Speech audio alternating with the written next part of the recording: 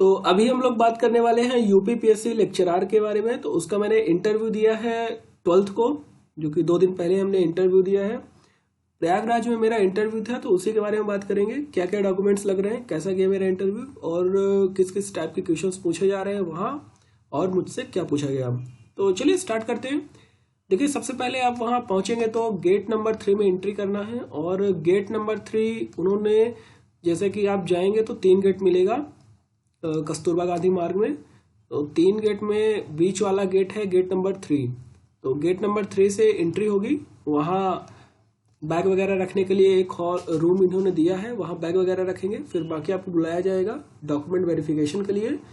वहाँ 4 पैनल रहते हैं, 4 पैनल, उनके पास लिस्ट रहेगा 10-10 लड़कों का। तो 10-10 कैंडिडेट्स रहेंगे, उनमें सीरियल वाइज आपको बुलाया जाएगा। तो सारे डॉक्यूमेंट्स की 2 कॉपीज रखनी है, हर चीज की 2 कॉपी। जो 2 फोटोज लग रही हैं उसकी एक ही कॉपी चाहिए, और जो आपको जो साक्षात्कार छाप मिला है इंटरव्यू लेटर, तो उसकी भी एक ही कॉपी लगेगी। तो इतनी चीजें लेकर के आप सारा अपना डॉक्यूमेंट दिखाएंगे तो आपका वेरिफिकेशन हो जाएगा वहाँ। फिर आपको भेजा जाएगा दूसरे रूम में जहाँ इंटरव्यू चल रहा है। तो वहाँ आप एंट्री लेंगे सबसे पहले गेट में, गेट के अंदर जाएंगे तो वहाँ फिर आपका फोटो वेरिफिकेशन होगा, और उसके बाद आपको ऊपर भेजा जाएगा जहाँ इंटरव्यू हो रहा है। तो वहाँ एक फिर रूम बना हुआ है, टीवी वगैरह लगा है। तो वहाँ आपको बैठाया जाएगा, और फिर एक पेपर मिलेगा, उसमें आपका नाम कुछ नहीं लिखा रहेगा, केवल आपको नंबर से बुलाया जाएगा। तो फिर आपको बुलाने वाले आएंगे कि इतने नंबर का कैंडिडेट आइए इंटरव्यू के लिए। तो आपको ले जाएगा जहाँ इंटरव्यू पैनल बैठा हुआ है। तो वहाँ से आपको हॉल लेते हुए ले जाएगा, और वहाँ पर करीब मान के चलिए कि 6 रूम एक सामने सामना है। जैसे कि इस तरीके से गैलरी है, गैलरी में आप यहाँ एंट्री करेंगे तो यहाँ पर 1 2 3 4 रूम इधर है, 1 2 3 4, इसी तरीके से 4 रूम इधर है। तो अलग अलग स्ट्रीम्स का इंटरव्यू चलता रहता है। आपको बुलाने वाले आएंगे और आपको बैठा दिया जाएगा। फिर आपको जब बुलाया जाएगा अंदर, तो आप अंदर जाएंगे, केवल वही एक पर्ची लेकर के जिसमें आपका नाम वगैरह नहीं लिखा है, केवल आपका नंबर लिखा हुआ है। तो फिर आप एंट्री लेंगे, वहाँ से फिर इंटरव्यू स्टार्ट होता है। तो हम अगर अपने इंटरव्यू के बारे में बात करें तो सबसे पहले मैंने एंट्री लिया, और मैम का पैनल था, और उन्होंने सबसे पहले मुझसे पूछा कि आप कब के पास आउट हैं। तो मैंने वो बताया। फिर एजुकेशनल क्वालिफिकेशन उन्होंने पूछा क्या क्या किया है आपने। फिर उन्होंने पूछा कहीं आप काम कर रहे हैं, जॉब कर रहे हैं, तो वो मैंने बताया। तो जैसे मैं अगर मेंटेनेंस एसोसिएट में काम कर रहा हूँ मैं, तो उन्होंने पूछा कि आप क्या मेंटेनेंस कर रहे हैं। तो फिर मेरा डिपार्टमेंट है रोलिंग स्टॉक। तो उसमें मैंने बताया कि व्हील्स वगैरह, बोगी हो गया और एसी, इस तरीके से मैंने अपना बताया। तो फिर उसके बाद टेक्निकल इंटरव्यू चालू हुआ। तो जो जो चीज़ें आप बताएंगे कि मैंने ग्रेजुएशन किया, फिर ये किया, तो मैम कुछ नोट आउट भी कर रही थी अपने पेजेस में, कुछ वो लिख भी रही थी कि अगर आप कहीं काम कर रहे हैं तो उसका शायद वो पॉइंट कुछ दे रही हो या कि ना दे रही हो, ऐसा था। तो हर चीज़ बताने के बाद कुछ ना कुछ उन्होंने नोट डाउन किया है।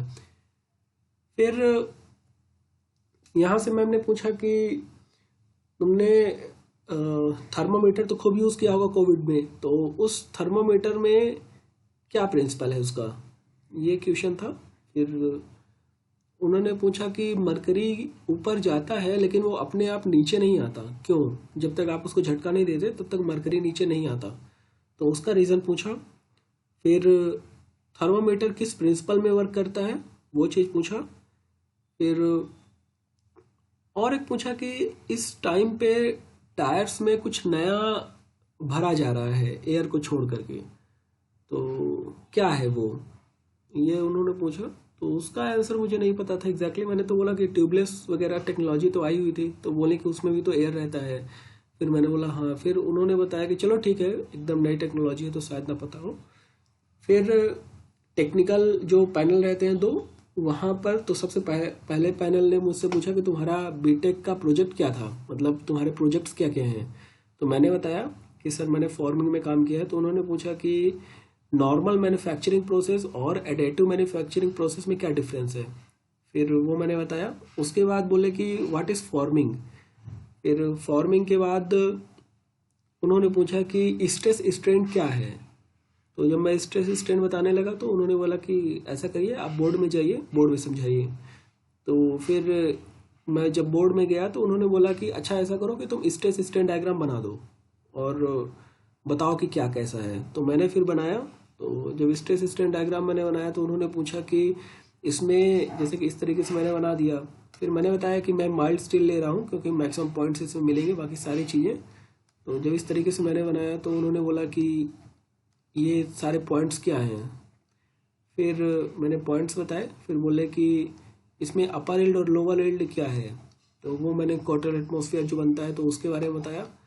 फिर बोले कि अच्छा एक काम करो, ये बताओ कि इस डायग्राम में मुझे टफनेस कैसे निकलेगी इस डायग्राम से। तो मैंने बताया कि जो टोटल एरिया रहेगा up to the fracture point वो टफनेस बताएगा। फिर बोले कि अच्छा स्ट्रेन एनर्जी कैसे निकलेगा। तो फिर स्ट्रेन एनर्जी में बोला किसी भी पॉइंट का निकल सकता है, तो वही एरिया वाला फॉर्मूला।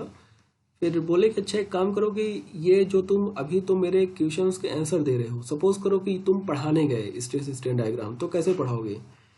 तो फिर मैंने बोला कि सर मैं तो स्ट्रेस से स्टार्ट करूँगा, स्ट्रेस क्या है पहले ये पता चलेगा उनको, तब तो स्ट्रेस स्ट्रेन समझ में आएगा। तो बोले कि चलो अच्छा एक काम करो कि हम तुम्हारे स्टूडेंट्स हैं और तुम आज पढ़ाओ हमको।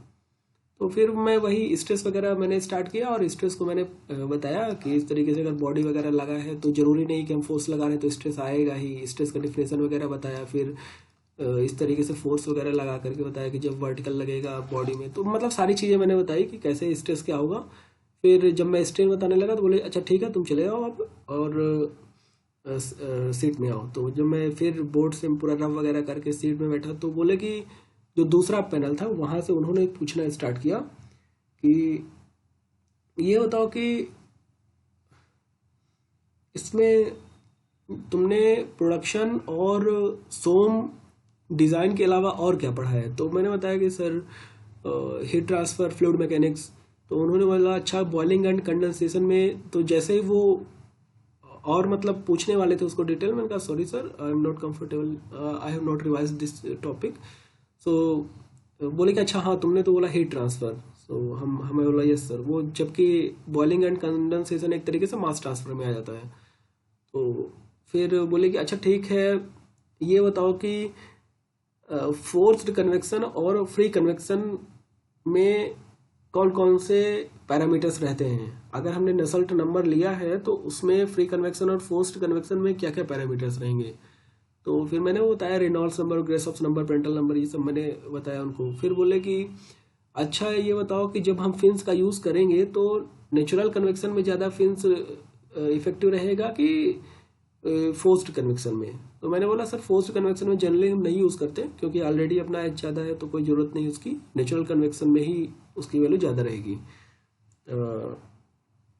फिर बोले कि अच्छा ठीक है ये बताओ कि कंडक्शन क्या होता है। मैंने कंडक्शन बताया। फिर बोले कि कोई ऐसा 3 इंजीनियरिंग मटेरियल में थर्मल कंडक्टिविटी की वैल्यू बताओ।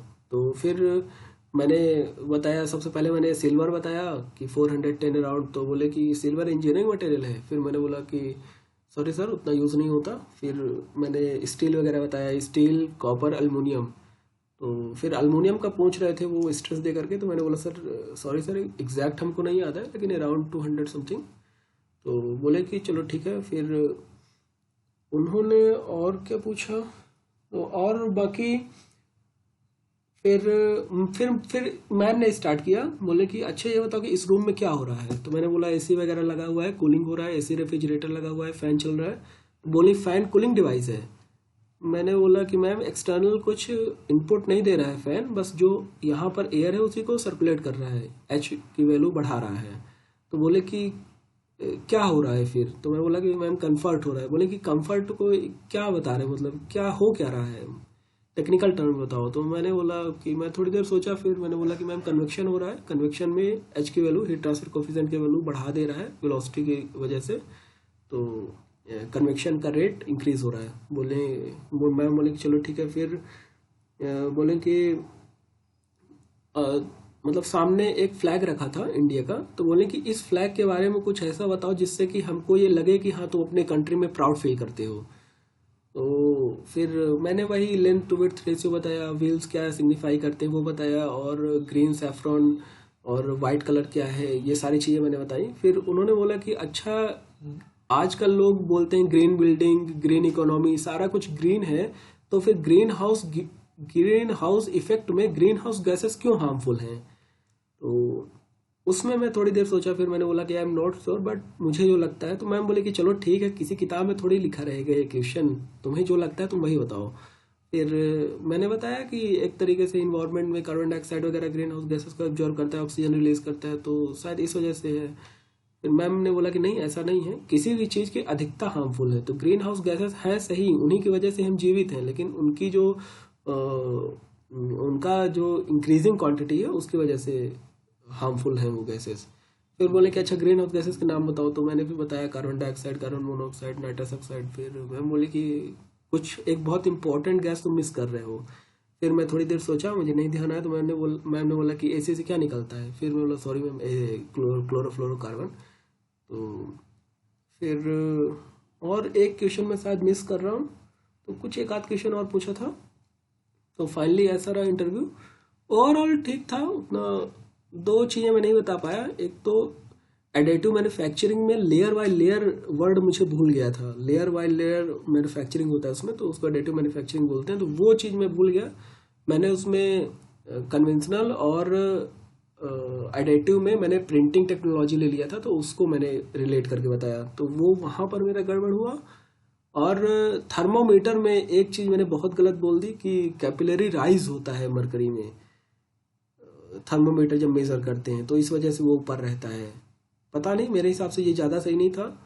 और नेट में कुछ दूसरा कोई किंग मेथड करके कुछ है, तो वहाँ पर दो गलतियाँ हुई। और बाकी इंटरव्यू तो ठीक ही था। एक चीज़ और, बहुत सारे लोग बोल रहे हैं कि 525 या 530 मार्क्स हैं उनके, फिर भी उनका नहीं हुआ है इंटरव्यू में। तो देखिए ऐसा नहीं है, जो मैंने आंसर की बनाई थी वो लगभग मान के चलिए कि 98%, उसमें सारे क्वेश्चंस मैंने बुक में कहीं ना कहीं देखे हुए हैं, उसके बाद मैंने उसका आंसर बताया था। तो अगर उस आंसर के से आप मिलाएंगे, जो बहुत डाउटफुल क्वेश्चंस हैं, दो चार उनको छोड़ दीजिए, जैसे एक मैच द कॉलम था उसको छोड़ दीजिए, और कुछ वैल्यूज थी एक दो, उसको छोड़ दीजिए। तो अगर इतना छोड़ने के बाद आपके अगर 512-13 नंबर भी आ रहे हैं, तो आपका सिलेक्शन हुआ होगा, चाहे किसी भी कैटेगरी में हो आप। जनरल कैटेगरी में भी 512 नंबर अगर मैंने जो बनाई थी आंसर की उससे आ रहे हैं, तो आपका सिलेक्शन होना चाहिए। तो ये सारी चीज़ें थी। बाकी फिर मिलते हैं अगली वीडियो में। So thank you so much.